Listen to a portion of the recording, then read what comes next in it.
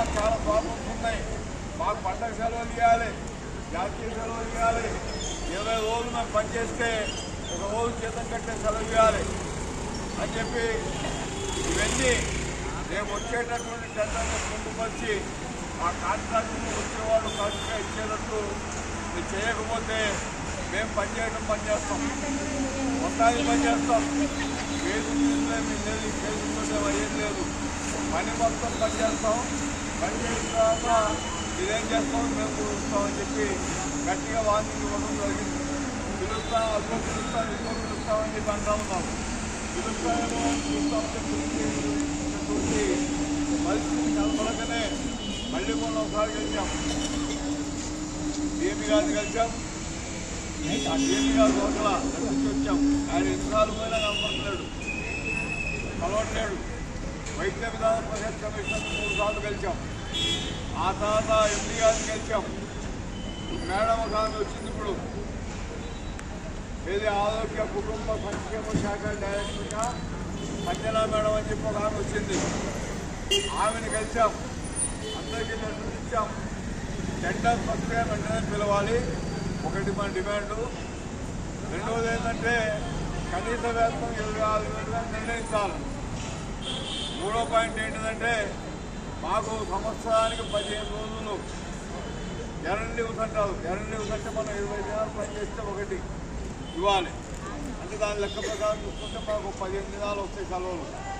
ఆ 15 సెలవులు కూడా ఆ టెండర్లో పెట్టాలి. అట్లాగే సంవత్సరానికి 4 జాతీయ సెలవులు, 4 పండుగ సెలవులు, అంటే మొత్తం 8 ఇవ్వాలి. ఈ 8 సెలవులు కూడా ఆ టెండర్లో పెట్టాలి. ఆ టెండర్లో పెట్టి ఎన్ని అమలయ్యేటట్టు చూడాలి. జీతం ఎంతైతే ఫిక్స్ అవుతుందో ఆ జీతం మీద ఈఎస్ఐ పిఎఫ్ కట్ చేయాల్సినటువంటి అవసరం ఉంది. ఈఎస్ఎస్ఎఫ్ కట్ చేయండి అని చెప్పి చెప్పాము. అట్లాగే ఇంకో విషయం, ముఖ్యమైనటువంటి విషయం ఏంటంటే వీళ్ళు ఈఎస్ఐ పిఎఫ్ డబ్బులు సరిగా గడపలేదు. నెల కాల్చిన ఫోన్లలో స్టేట్మెంట్ రాకపోతే మేము లక్షించి ఆ కాంట్రాక్టర్ని వెంటనే రద్దు చేయాలి. ఆయన స్టేట్మెంట్ చేసి తీసేయాలి. ఆ కాంట్రాక్టర్ కొత్త కాంట్రాక్టర్ని పెట్టుకోండి, మాకేం అర్థం లేదు అని చెప్పి మొత్తం మాట్లాడినాం. అదిగో చేస్తాం, ఇదిగో చేస్తాం, మీటింగ్ పెడుతున్నాం. దాంట్లో మెంబర్స్ గైడ్ అంతా ఉన్నారు. దాంట్లో మెంబర్గా ఉన్నారు, చేస్తాం. ఇంకా మనం ఇంకో యూనిట్ చెప్పాం. ఆ యూనిట్ కూడా మంచి గుర్తుపెట్టుకోవాలి. ఇంకో పాయింట్ ఏంటంటే లేబర్ డిపార్ట్మెంట్ కూడా ఒక ఆయన ఈ మీటింగ్లో గుర్తుపెట్టాలి. లేబర్ డిపార్ట్మెంట్ మంచి ఏమిటంటే లేబర్ చెప్పాలి. కాబట్టి ఆయన కూడా పిలవాలని చెప్పాము. చెప్తే 15 పిలుస్తాము. నేను పిలుస్తూ ఉంటాను. ఆకారం చెప్పినప్పటికీ కాబట్టి వాళ్ళు మనం ఏం మాట్లాడతాం. అన్ని మనం ఏం చెప్తామంటే ఇది మేము పోరాటం చేస్తేనే మీరు పెడతారు, జాతి మీద పెట్టరని చెప్పి ఈరోజు అన్ని ఆసుపత్రులుగా ధర్నా పెట్టి ఇవాళ రేపు ఎల్లుండి 3 రోజులు ధర్నా ఇక్కడ పెట్టి తర్వాత 5వ తారీఖు నాడు డిఎంఈని సెలవుపోయింది. డిఎంఈ ఆఫీసు ముట్టడించాలా, నువ్వు అరెస్ట్ చేస్తావా, దీంట్లో వెళ్తావా, దేనికైనా మేము సిద్ధమే. మా జీతాలు పెంచేటటువంటి కార్యక్రమాన్ని మీరు వెంటనే పెట్టాలి అని చెప్పి 5వ తారీఖు నాడు మనం పెద్ద ఎత్తున డిఎంఈ ఆఫీస్ దగ్గర ధర్నా చేస్తున్నాం. నేను ఒకటే చెప్తున్నాను, మన యూనియన్ నాయకులు ఎవరైనా గ్రూప్లో ఉన్నామంటే వాళ్ళు ఉండాలి. ఎందుకంటే ఎమర్జెన్సీ ఒకటి కాబట్టి ఎమర్జెన్సీ దగ్గర మన వాళ్ళని పెట్టి మిగతా వాళ్ళంతా వచ్చేయాలి. ఇక మీకు బాగా అర్థమవుతుందా? మీ జీతాలు పెంచుకోవడానికే మీరు ఎవరి కోసమే కాదు, ఎవరి కోసమే వెళ్ళట్లా. మీ జీతాలు పెంచుకోవడానికి మీరు డిఎంఈ కాడికి వెళ్తున్నారు.